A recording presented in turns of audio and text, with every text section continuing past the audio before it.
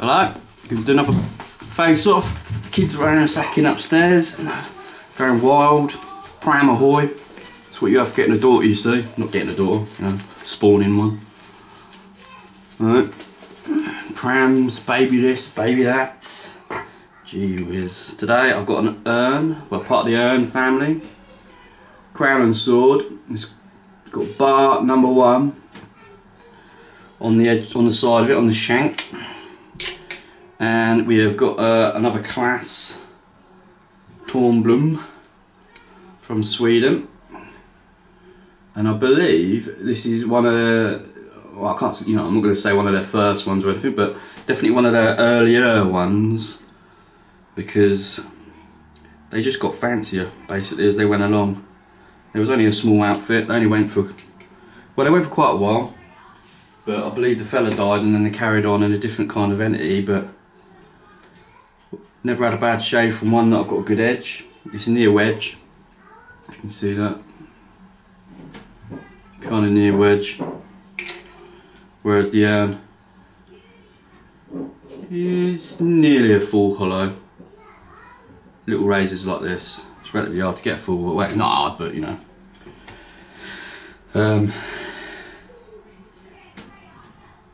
Klas has got obviously some great steel. Again, some of the best in the world, I believe. Supposedly it was mined from the purest ore they found, which is not mined anymore, so let's try the old Klas.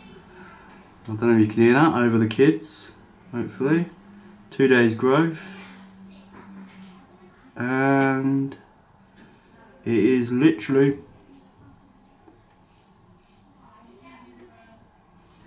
taking them off. My whiskers.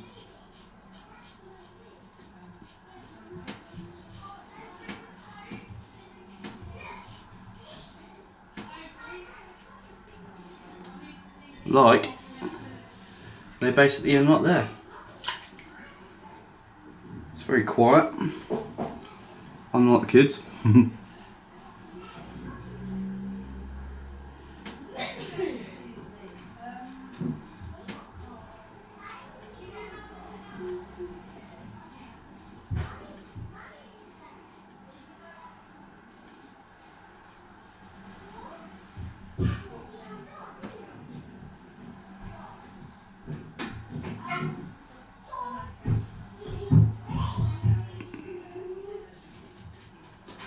Like, you'll likely not get most tightest and easiest shave from these little wedges, but they're a good experience. You know what I mean? That's close. You could walk off, go about your day. Let's try the old urn. People that made the hex machine, which translates to wick supposedly. Can you hear that? It's always fun doing these videos, to feel the contrast, your noise, feel. Well, I do, you know, I'm quite used to it kind of thing, but you always have to be a little bit careful as well, because there's different angles to the dangles.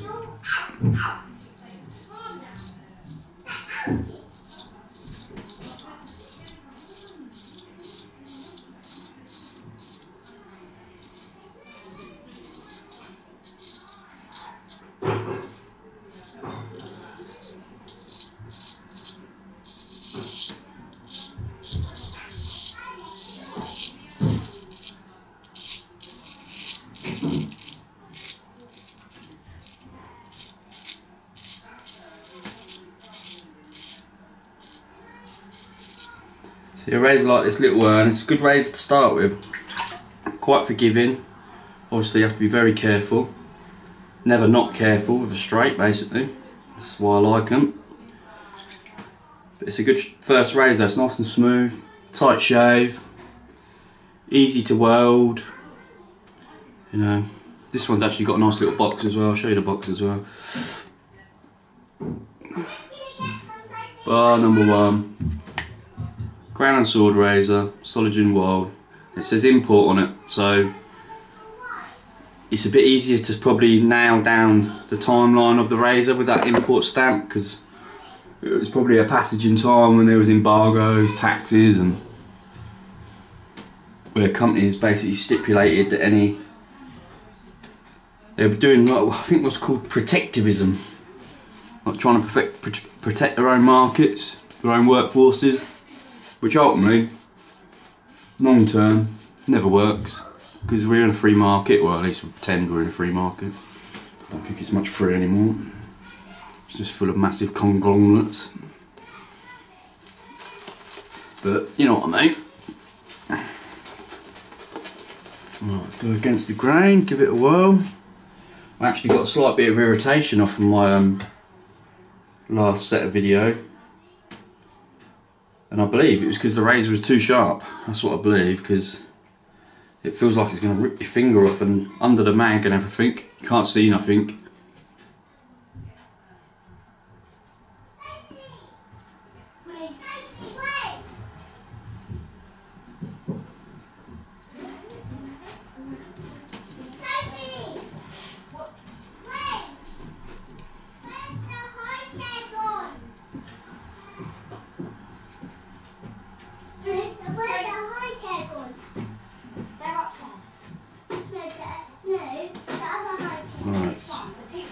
It's good. It's upstairs. They're both upstairs.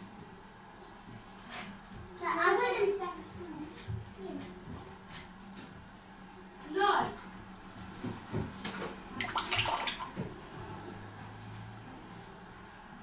It's good.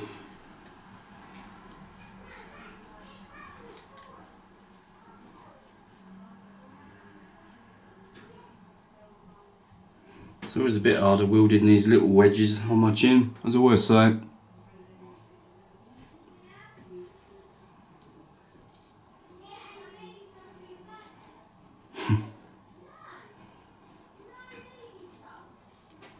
I swear it's getting wobblier, even the last few months. Great. Keep a wobbly chin, man. All my wildest dreams as a kid, I never thought I'd end up with like a wobbly chin.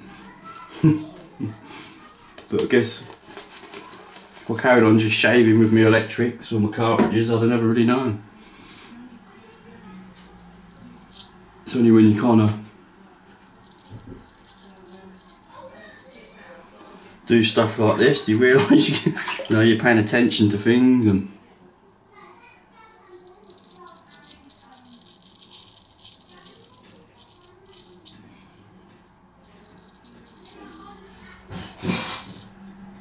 some noise difference, isn't it?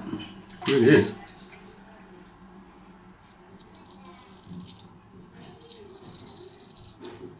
And if you are new starting out, don't start going against the grain.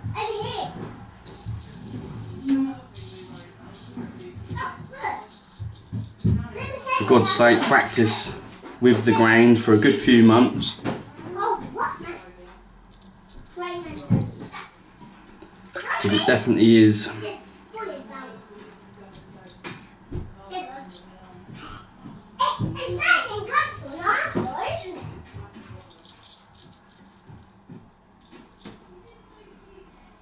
different.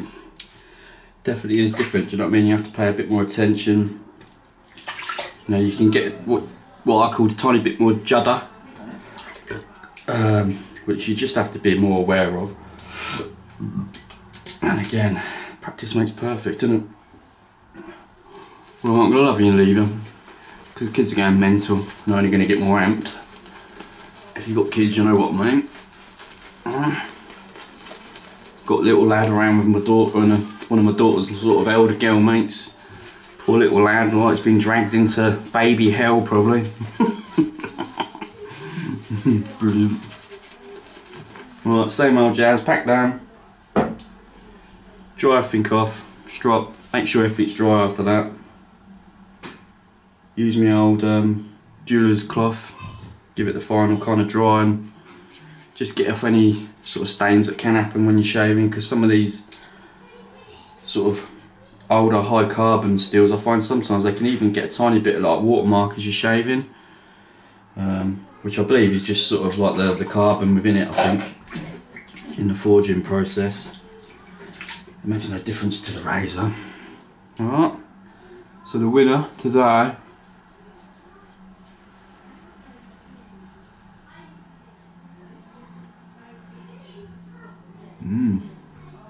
I'm going to say it's the urn. It's rare to beat a Swedish razor, but I think that's an example because they're basically the same size in terms of width, and that's the difference between sort of like a near wedge shave to a decent hollow.